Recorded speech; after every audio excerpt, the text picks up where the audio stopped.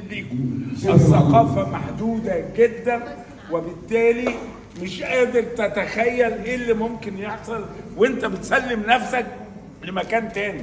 انت مش مستوعب انت بتسلب مني ايه. انا صوتي يجيب خلاص.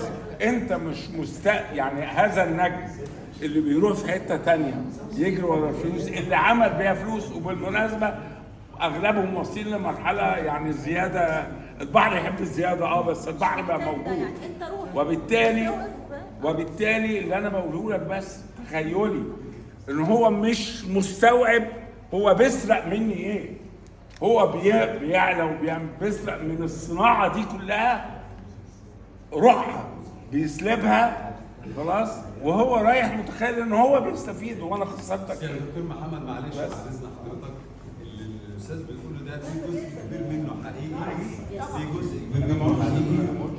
وساندرا النهارده فرجتنا على الافلام، هي برضه مهتمه ومهمومه بالهموم المصريه، وده جيل يعني انا جيته للحق. احنا الجيل اللي طلع وهو ما فيش قدامه غير قناتين في التلفزيون، فما كانش قدامه وسائل اخرى سوى انه يقرا كتير واذا اتفرج على التلفزيون شويه، لكن يظل في الاول والاخر الهم العام بتاع الناس كان جوه الجيل ده على بعض. صحيح سلمى يعني ساندرا مش من جيلنا، يعني جايه بعدنا بكتير، لكن زي ما انا قلت كده اخر الاجيال المحترمه اللي موجوده، في اجيال محترمه جت، لكن انا بعتقد ان الجيل اللي بيفكر في البلد وفي الاخرين بقى قليل قوي قوي قوي قوي.